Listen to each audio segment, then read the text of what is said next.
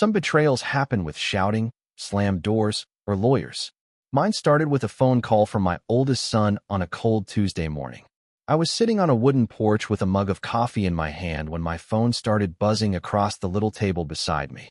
I glanced down and saw my son's name. Eric. I remember the exact time because I looked at the clock afterward. 8:17 a.m. I answered. "Morning, Dad," Eric said, and there was something strange in his voice. Too controlled. Too confident. Jason and I made a decision. I didn't say anything. "We're putting the lake house on the market." I looked out across the water. The lake was almost perfectly still. Eric continued. "We already talked to the realtor. We're moving forward. You need to get your things out by the end of the month." That was the moment my own son informed me that I needed to leave a property I had spent years building with my own hands. But Eric had made one serious mistake. He thought he understood everything I owned. He didn't. My name is Frank Mercer. I'm 73 years old, and before retirement, I worked as a structural engineer for nearly 4 decades. I spent most of my adult life around blueprints, concrete, steel, load calculations, drainage plans, and construction schedules. That kind of work teaches you something. You don't build anything important without thinking several steps ahead. Apparently, my oldest son had forgotten that. I moved to Brookfield, Minnesota, back in 1981. I was 28 then, newly married to a woman named Elaine. Elaine was the kind of woman who could make an ordinary Tuesday feel important. We didn't have much money. Our first house was a small 3-bedroom place on Maple Ridge Drive with ugly brown siding and a furnace that sounded like a tractor every time it started. But it belonged to us. Our oldest boy, Eric, was born a few years later. Jason came 3 years after him. We raised those boys in that little house. We celebrated birthdays in the backyard. We buried a golden retriever named Murphy underneath the maple tree near the fence. We argued about bills. We worried about college. We took cheap vacations. We ate dinner together most nights. Nothing about our life was glamorous, but it was ours. And for a long time, that was enough. This story, however, isn't really about that house. It's about 2 lake properties. One everybody knew about, and one almost nobody knew existed. The first property was on Clearwater Lake, about 16 miles north of Brookfield. I bought the land in 1994, $34,000. At the time, Elaine thought I had lost my mind. "Frank," she said when I showed her the paperwork, "we have 2 kids and a washing machine that leaks." "I know. And you just bought dirt beside a lake." "Correct." She stared at me. "Why? Give it 20 years. She rolled her eyes, walked into the kitchen, and came back with a ham sandwich. That was Elaine. She might disagree with you, but she wasn't going to let you argue on an empty stomach. I built most of that cabin myself. It took 3 summers. Eric was 10 when I started. Jason was 7. Those boys carried boards, held flashlights, dropped nails through cracks in the floor, complained about mosquitoes, and asked approximately 10,000 questions. I can still picture Eric standing beside me with a hammer that was too heavy for him. "Dad, is this straight?" "No." "How about now?" "No." "Now?" Still no. He would get frustrated. Then I'd show him again. By the 3rd summer, both boys knew how to measure twice before cutting once. At least I thought they did. Clearwater became our family place. 4th of July, fishing weekends, deer season, graduation parties, birthday cookouts. Whenever life became too crowded, somebody would say, "Let's go to the lake." And somehow that little cabin always gave us room to breathe. Then Elaine got sick. That happened in 2013. Cancer. I won't spend too much time talking about those 2 years because some memories belong in quieter places. But I will tell you this. Her final good summer was spent at Clearwater. Eric and Jason came almost every weekend. We sat on the dock. Sometimes Elaine talked. Sometimes she didn't. Sometimes all 4 of us just watched the sunlight move across the water. When you've been married long enough, silence becomes its own language. Elaine died in October of 2015. Afterward, Clearwater wasn't just a cabin anymore. It was the last place where I could close my eyes and almost hear my wife laughing. That mattered to me. More than money. More than property values. More than whatever number some realtor could type into a listing. 6 months after Elaine died, I bought another property. I told neither of my sons. That's important, but I'll come back to that. By 2024, Eric was 41. He had been divorced once and had remarried a woman named Madison. Madison wasn't evil. I want to be fair about that. But she liked expensive things. New cars, restaurants where the menu doesn't have prices, designer furniture, trips that required planning around airport lounges. And Eric had developed a habit of spending tomorrow's money today. Jason was 38. Jason had always been different. Quiet. Easygoing. Too easygoing sometimes. He hated confrontation. If Eric pushed, Jason usually stepped aside. If somebody raised their voice, Jason started looking for the nearest exit. I loved both my sons. Still do. That's important too. But love doesn't make you blind unless you choose blindness. And over the years, I watched something change in Eric. It happened slowly. At first it was little comments. What do you think that lake place is worth now, Dad? Then, you ever think about downsizing? Then, have you updated your estate plan? Then, property taxes must be killing you. Then at Thanksgiving, you know, lakefront property has gone crazy lately. Every comment sounded reasonable by itself. Put them together, though, and you started seeing a pattern. Engineers notice patterns. We have to. A crack in concrete isn't always dangerous. But if the crack gets longer every month, you'd better start asking what is moving underneath it. I noticed Eric's questions. I just didn't confront him. Then one Sunday morning in November, he called me. I was sitting at home drinking coffee. Hey, Dad. Morning, Eric. You're up early. I'm 73. Sleeping until noon stopped being exciting around 1987. He gave a nervous little laugh. Then he cleared his throat. I knew that sound. Eric had been making that exact throat-clearing noise since high school, whenever he was about to tell me something he thought I wouldn't like. Dad, Jason, and I have been talking. There it was. About the lake house. I put my coffee down. What about it? Well, he paused. You're getting older. That's usually how time works. Dad, come on. I'm serious. So am I. The taxes are higher. Maintenance is getting expensive. You're up there alone a lot. The dock needs work. I repaired the dock in May. Right, but that's exactly my point. You shouldn't have to keep doing that. I waited. Eric kept talking. The market is really strong right now. There it was. I said nothing. We talked to somebody. Somebody. A realtor. My fingers tightened slightly around the coffee mug. What's his name? Daniel Reeves. He's based out of Wyzetta. You talked to a realtor about my cabin? Our cabin, technically. That sentence told me more than everything he'd said before it. I leaned back. When did you speak with him? Last week. And you did this before talking to me. We wanted information first. Information? Yes. So what information did Daniel give you? Eric sounded relieved that I was asking.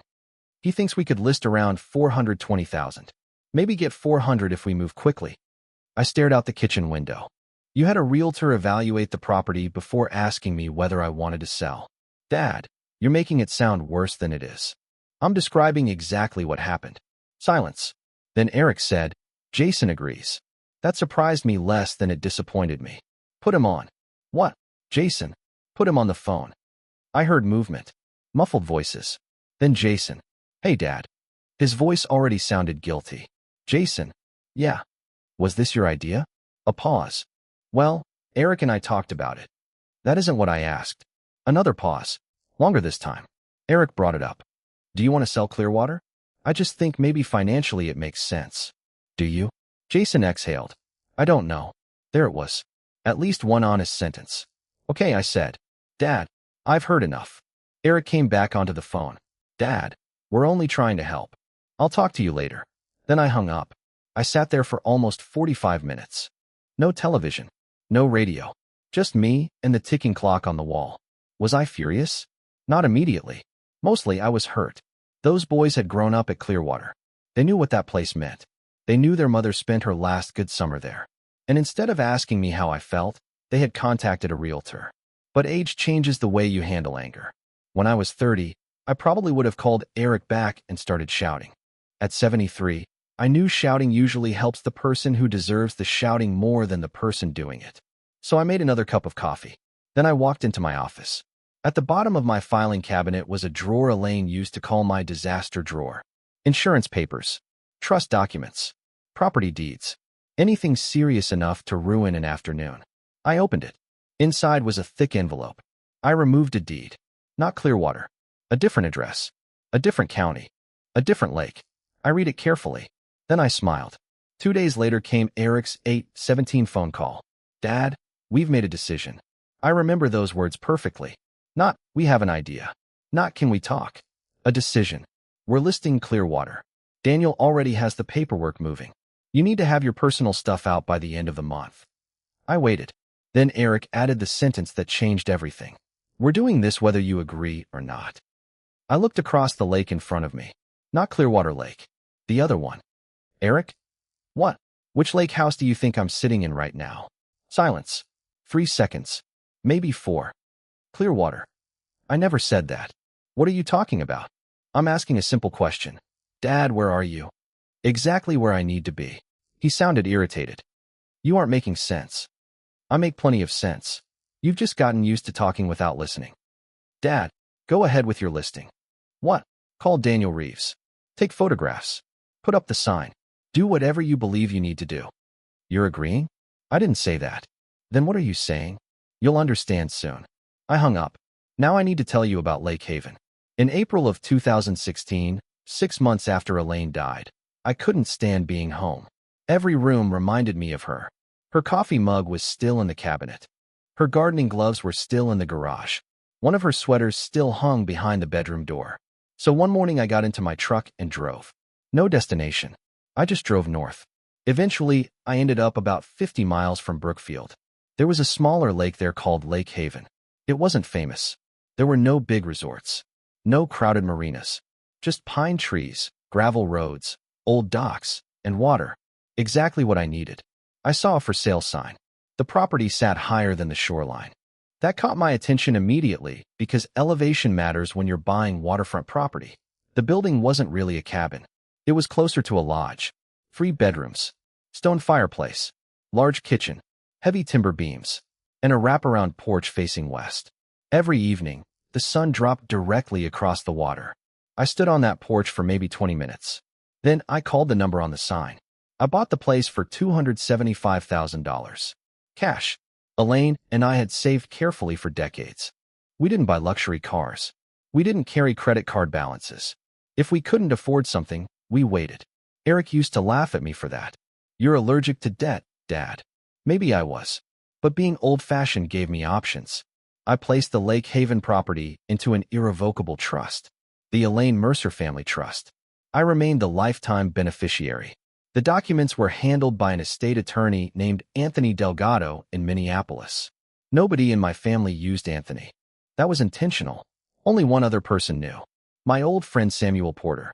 Sam was 70 years old and had spent most of his career working around county land records. If you gave that man a parcel number, he'd tell you more about it than most people could tell you about their own children. Sam kept my secret for 8 years. Never questioned it. Never mentioned it. That's friendship. Meanwhile, Eric and Jason kept visiting Clearwater.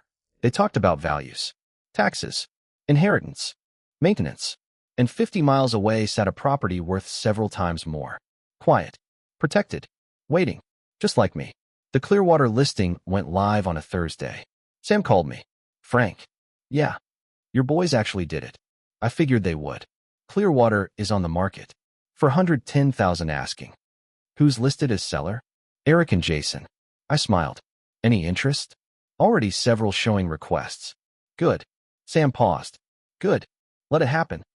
Frank, you know they can't close. I know. You going to tell them? Not yet.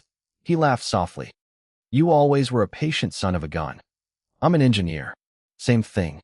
What Eric didn't understand was simple. Years earlier, for estate planning reasons, I had added both sons to the Clearwater deed. I thought it would make things easier someday. But all 3 of us were owners. And all 3 signatures were required to transfer the property. Eric apparently assumed his name on the deed gave him authority to sell. It didn't. Daniel Reeves, their realtor, either misunderstood the ownership structure or trusted Eric's explanation without verifying it carefully enough. Either way, the listing stayed active. 18 days later, they received an offer. $401,000. A married couple from Naperville named Robert and Susan Palmer. Eric called me immediately. Dad, he sounded like he'd won the lottery. We got an offer. Congratulations. 401. That's close to asking. Exactly. This is what I've been telling you. The market is incredible. Sounds like it. We just need your signature. There was a little pause after that. I smiled. My signature? Yeah. Since you're still technically one of the owners, title needs everybody. Interesting. It's just paperwork. Just paperwork? Basically. I let him sit inside his own sentence. Then I said, remember when I asked you which lake house I was calling from? Dad, please don't start with that again. It matters. How? You'll find out. The Palmers wanted an answer quickly. I didn't reject the offer. I didn't sign either. Instead, I called Anthony Delgado. We met at his Minneapolis office 2 days later. Anthony was 52, sharp, calm, and one of those attorneys who listened all the way through before asking a single question. I spread the documents across his conference table. He studied them. Then he looked at me.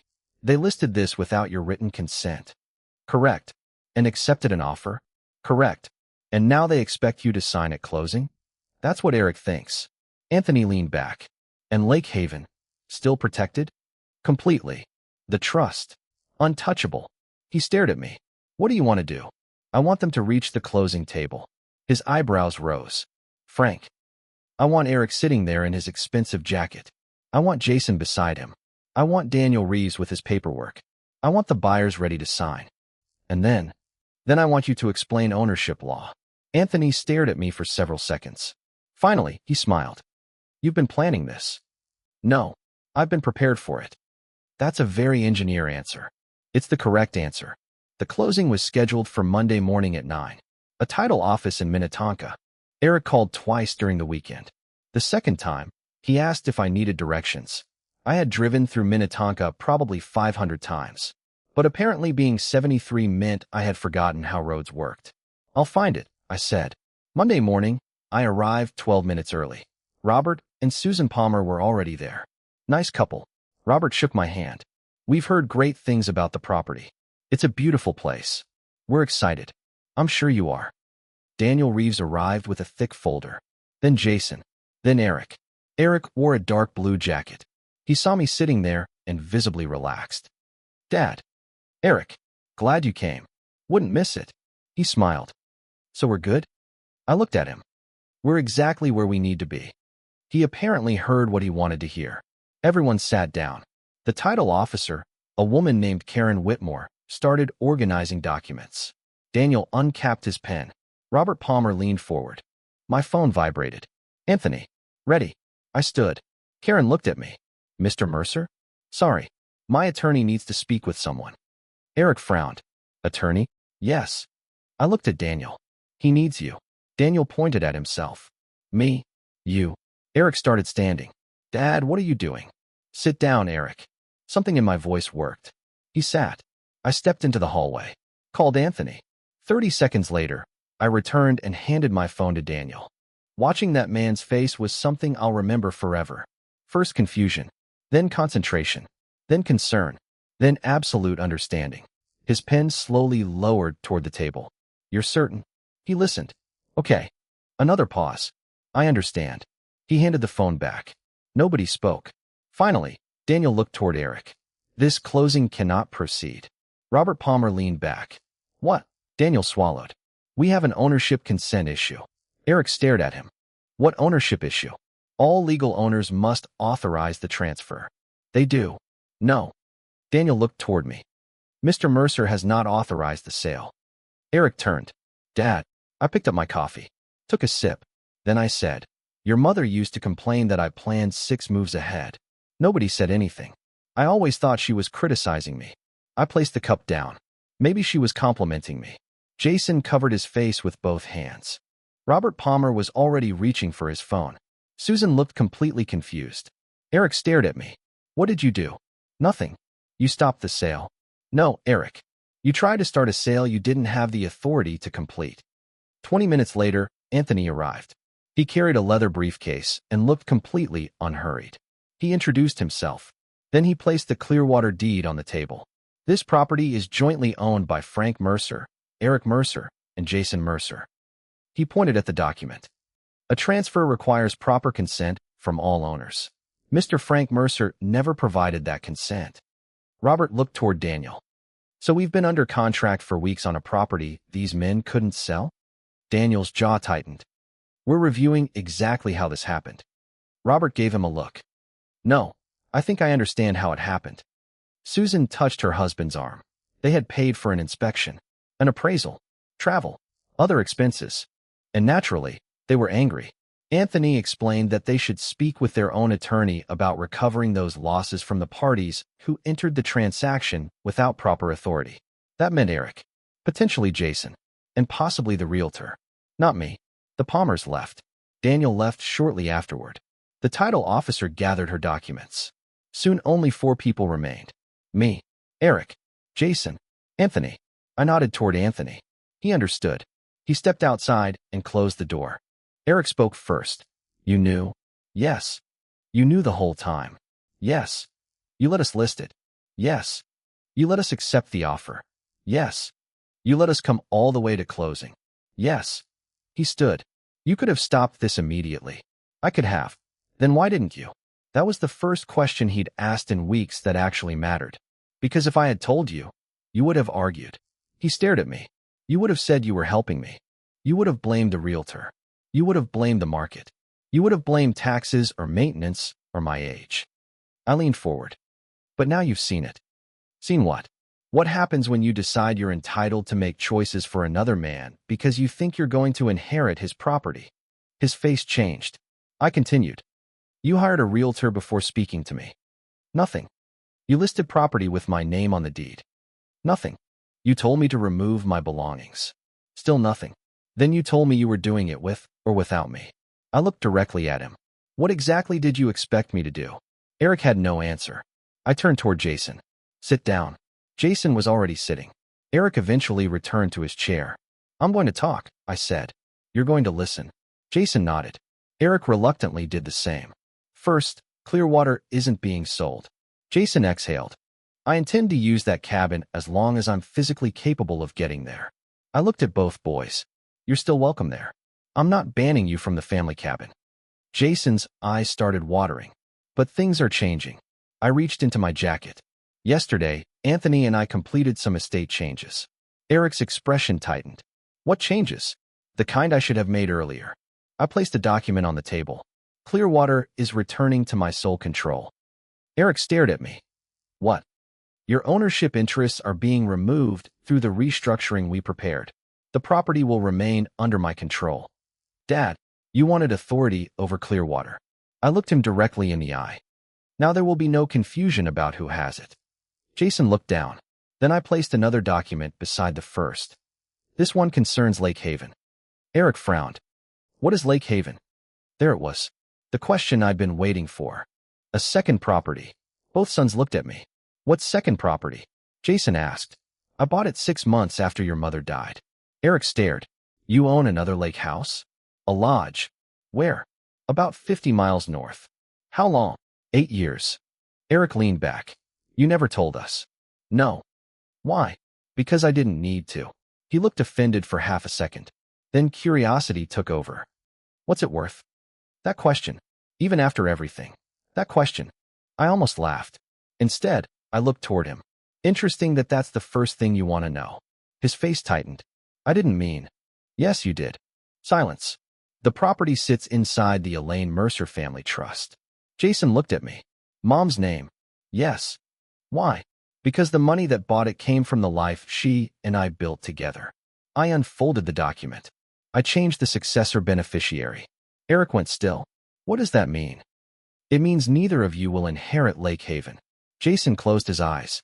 Eric's voice became quiet. Who gets it? A conservation organization based in Duluth. They protect lakefront land and maintain public access where possible. Eric actually laughed once. Not because anything was funny. A charity. Yes. You're giving a lake house to a charity. Eventually. He stood again. Dad, you're doing this because of one mistake? One mistake. I stayed seated. You contacted a realtor. He looked away. You listed the property. Silence. You accepted an offer. Silence. You told your 73-year-old father to pack his things and leave a cabin he built. I waited. At what point does a series of deliberate choices stop being one mistake? Eric's face changed. The anger disappeared. For the first time, I saw something underneath it. Regret. Real regret. I didn't think it would go this far, he said. I know. I thought we were helping. No. My voice wasn't loud. You convinced yourself you were helping because that sounded better than admitting you wanted the money. Jason started crying quietly. Eric looked at him, then back at me. I wasn't trying to steal from you. Then you should have asked. He had nothing to say. A man trying to help asks first. That sentence stayed in the room. Jason wiped his face. I'm sorry, Dad. I know you are. Then Eric asked something I didn't expect. Was there ever anything for us? Not what do we get? Not how much? Something softer. Was there ever anything for us? For 1 second, he sounded like the 10-year-old boy who used to hand me nails at Clearwater. I looked at him for a long time. Then I laughed quietly. Eric recognized that laugh. Elaine always did too. She used to say it meant I knew something everyone else was about to learn. Lake Haven was appraised last month. Neither son spoke. $1.2 million. Jason's head came up. Eric froze. I repeated it. $1. $2 million. Nobody moved. The lodge you never knew existed was going to be divided equally between you after I died. Jason whispered, Dad. 600,000 each, approximately, depending on value at the time. I looked at Eric. You were prepared to destroy our relationship over your share of roughly $400,000 from Clearwater. I paused. And because you couldn't wait, you lost something worth 3 times as much. Eric sat down slowly. I could almost see the calculation moving through his head. The realtor, the listing, the offer, the money he'd probably already imagined spending. Then $1. $2 million. Gone. Not stolen. Not taken. Lost because of his own choices. I wasn't hiding Lake Haven as some kind of test, I said. That mattered. I bought it after your mother died because I needed somewhere that belonged only to me. I looked toward the window. Clearwater had too many memories. Good memories, but sometimes good memories hurt worse than bad ones. Neither son interrupted. Lake Haven gave me somewhere to sit without seeing your mother's empty chair. My throat tightened slightly. I put it in her name because, in my mind, part of it belonged to her. Jason was crying openly now. Eric looked down. But yes, I continued, I intended for you boys to receive it eventually. I looked at them. Not because you were entitled to it. Silence. Because you're my sons. Eric swallowed. And now it goes somewhere else. Forever. That's the plan. He closed his eyes. I didn't enjoy seeing him hurt. People hear a story like this and think revenge must feel wonderful. It doesn't. Not when the people you're teaching a lesson to are the same boys you once carried upstairs after they fell asleep watching television. There was no victory in watching Eric realize what he'd done. Only necessity. I stood. The Palmers will probably pursue damages. Eric looked up. How much? Anthony estimates somewhere between $20,000 and $25,000 once inspection fees, appraisal costs, travel, attorney expenses, and settlement negotiations are included. Eric rubbed his forehead. Madison thinks the sale is happening. I assumed she did. He looked at me. We made plans. I'm sure you did. Dad, those plans are your problem. I buttoned my jacket. I won't interfere in your marriage. You tell your wife whatever you need to tell her. Then I turned to Jason. And you? He looked up. I know this wasn't your plan. He nodded. But you're 38 years old. His eyes dropped. You're not 8. I softened my voice.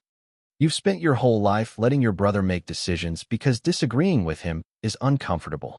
Jason wiped his cheek. You knew this wasn't right. I did. You knew before the first phone call. Yes. And you went along anyway. Yes. Then learn something from that.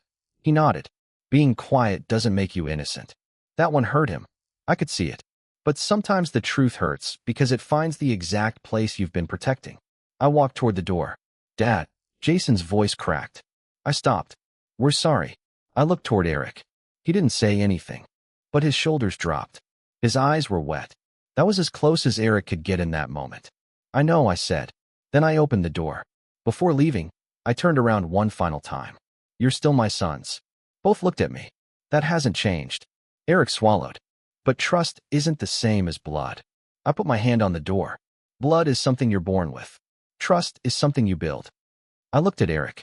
And anything built can also be damaged. Then at Jason.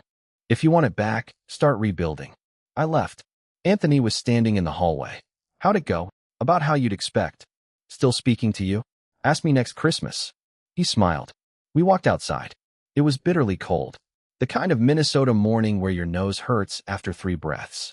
I sat in my truck for several minutes before starting the engine. Then I drove north, not toward Clearwater, toward Lake Haven. The farther I drove, the quieter everything became. Highways turned into county roads. County roads turned into two-lane stretches surrounded by pine. Eventually, I reached the gravel driveway. The lodge appeared between the trees. Stone chimney, timber porch, lake behind it. Home. I carried a small bag inside, started a fire, then walked back onto the porch. The sun was dropping. Everything across the lake turned gold. I sat in Elaine's old rocking chair. Technically, she'd never sat in it. I bought it after she died. But that's what I called it anyway. Well, I said out loud. You would have hated how I handled that. The lake didn't answer. I smiled. You would have told me I was too stubborn. Nothing. Then you would have told Eric exactly what you thought of him. That made me laugh. And Jason would have cried, and you'd have hugged him before I did. I poured myself a little bourbon, raised the glass toward the lake. Miss you. Then I sat there until the sun disappeared. 3 days later, Eric called Anthony. The Palmers eventually settled for $23,500. Eric paid most of it. Jason insisted on contributing because his name had been part of the attempted transaction. I respected that. Madison was furious. I didn't hear the details directly, and I didn't ask. Eric later told Jason that she had already been looking at a new SUV. Apparently, she'd mentally spent part of the lake house money before they ever reached closing. That wasn't my problem. Daniel Reeves faced a formal complaint over how the listing had been handled. I didn't file it. Robert and Susan Palmer did. Sometimes you don't need revenge. Sometimes you simply stop protecting people from consequences. Clearwater remained mine. The for sale sign disappeared. The online listing came down. I went there 2 weekends later. The place looked exactly the same. Same dock. Same kitchen. Same scratches in the floor from when Eric and Jason were kids. I found an old pencil mark beside the pantry door. Eric, age 11. Below it, Jason, age 8. Elaine had measured them against that wall every summer. I stood there with my hand over those faded marks. That's the difficult thing about being a father. Your children can become adults who disappoint you, but some part of you still sees the little boy underneath. I didn't want Eric ruined. I didn't want Jason ashamed forever. I wanted them awake. There's a difference. Jason called me the following Sunday. No property talk. No inheritance. No money. He just asked what I was doing. Watching football. Vikings. Unfortunately. He laughed. We talked for almost an hour. Work. His kids. A problem with his garage door. Nothing important. Which made it important. Before hanging up, Jason said, Dad? Yeah. I've been thinking about what you said. Which part? About being quiet, not making me innocent. I waited. You were right. I didn't tell him I knew. I just said, what are you going to do about it? I'm trying to stop letting other people make decisions for me. Good. I'm probably going to be bad at it.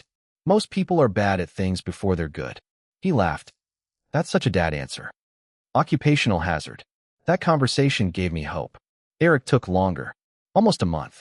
Then one evening my phone rang. I saw his name. I answered. Hey. Hey, Dad. Silence. Neither of us knew where to begin. Finally, he said, Can I come up to Clearwater? I looked around the cabin. I was sitting near the fireplace. When? Saturday. Sure. He arrived around noon. Alone. No Madison. No Jason. Just Eric. He stood outside for a second before coming in. That alone told me something. My son had walked into that cabin 1,000 times without knocking. That Saturday, he knocked. I opened the door. You know you don't have to knock. I know. He came inside. We made coffee. For 20 minutes we talked about nothing. Weather. Road conditions. A football game. Finally Eric put his cup down. I owe you an apology. I didn't interrupt. Not because of the inheritance. I watched him carefully. I mean, losing that hurts. Good start. He almost smiled. But that's not why I'm here. He rubbed his hands together. I keep thinking about that phone call. Which one? The one where I told you to leave. I said nothing. I don't know who I thought I was. His voice became quieter. I was talking to you like you were already gone. That sentence hit me harder than I expected. Eric looked at the floor. I think that's what bothers me most. I waited. You weren't my dad in my head anymore. You were part of an estate plan. There it was. The truth. Ugly. Simple. Real. I let money turn you into a number. He looked at me. I'm ashamed of that. I leaned back. Good. He blinked. Good?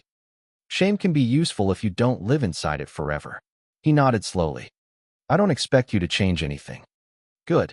I'm serious. I know. If Lake Haven goes to that organization, it goes to them. Yes. I understand. I studied his face. For once, I believed he did. Madison and I are having problems. I'm sorry. Some of them were already there. I figured. She was angry about the money. I figured that too. But I can't blame her for what I did. That surprised me. Eric looked toward the old wall where Elaine had measured the boys. I called the realtor. You did. I signed everything. Yes. I pushed Jason.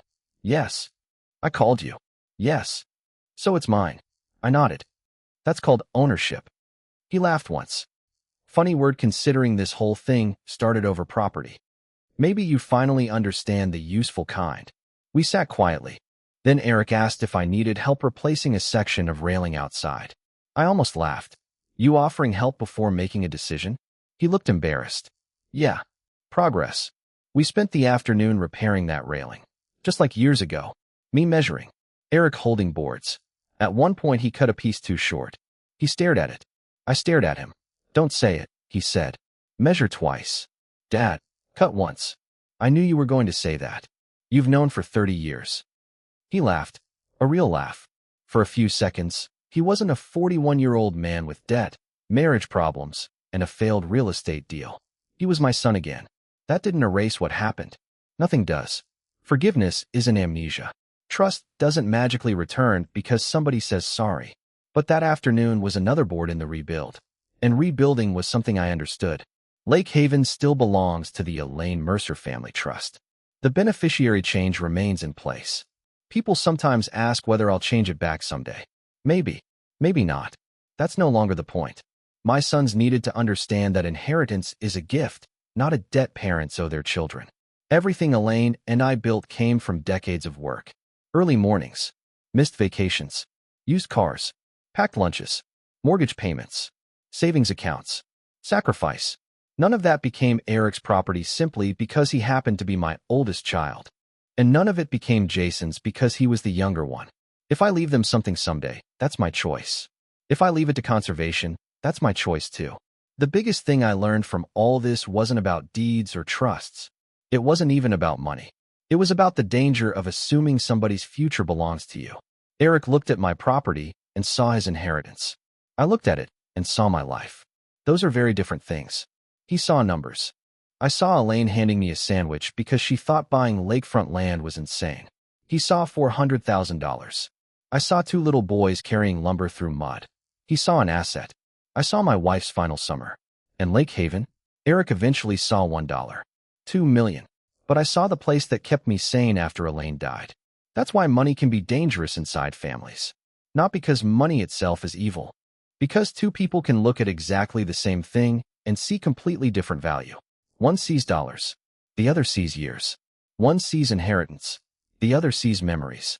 One sees something waiting to be divided. The other sees something that was never finished being lived in. I'm 73 now. I don't know how many summers the first have left. Maybe 20. Maybe 5. Maybe 1. That's not something I control. But while I'm here, I'm going to live like I'm still here. Not like I'm waiting for my children to distribute the pieces. Clearwater still stands 16 miles north of Brookfield. The dock still needs maintenance. The porch still leans slightly on the southeast corner. I know exactly why. I'll fix it next spring. Jason comes up more often now. Sometimes he brings his kids. Eric has been up 3 times since our conversation. He asks before changing anything. Every time.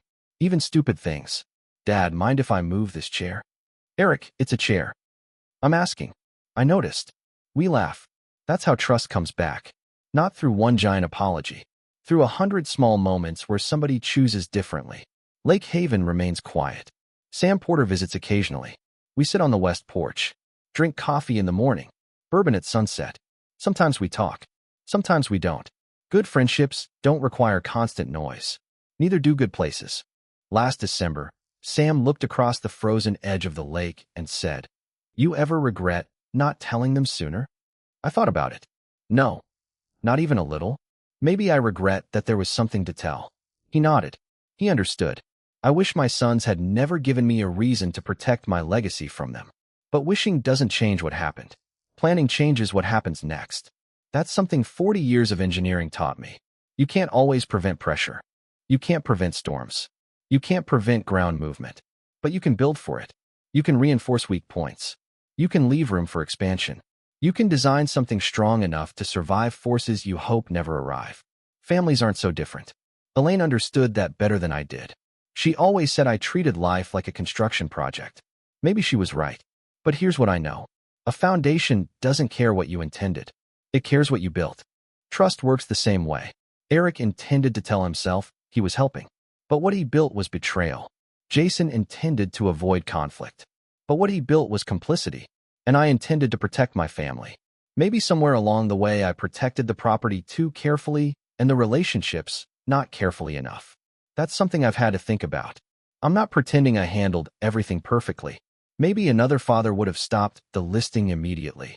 Maybe another man would have forgiven them before the closing. Maybe somebody else would have laughed, signed the papers, taken the money, and moved on. I couldn't. Because sometimes people need to reach the end of a bad decision before they understand where that decision was taking them. Eric needed that closing room. He needed to see the buyers, the paperwork, the realtor, the consequences. He needed to watch the whole thing collapse. Not because I wanted to humiliate my son, because I wanted him to remember. And he does. A few weeks ago, Eric and I were sitting on the Clearwater dock. The sun was going down. He looked across the water and said, "You know, I don't think I'll ever look at this place the same way again." I asked, "Because of the money?" "No." He shook his head. "Because I almost lost the right to come here." That was probably the best thing he could have said. I nodded. "Then maybe you finally understand what it was worth." We sat there until dark. No arguments. No lawyers. No property values. Just a father and his son beside a lake where that son had once been a little boy. And somewhere 50 miles away, another lodge sat on another lake, protected by a trust carrying Elaine's name. Maybe my sons will inherit it someday. Maybe they won't. I haven't decided. And for the first time in years, neither of them is asking. That matters more to me than the appraisal. Because $1, $2 million can buy a beautiful piece of property. But it can't buy back a father after you've treated him like he's already dead. It can't buy trust. It can't buy another summer. And it definitely can't buy the years you wasted staring at what someone might leave you instead of appreciating the fact that they're still sitting right there beside you. So let me ask you something. If your own children tried to sell a piece of your life behind your back because they already considered it their inheritance, would you forgive them and give them another chance? Or would you make sure they never inherited a single dollar?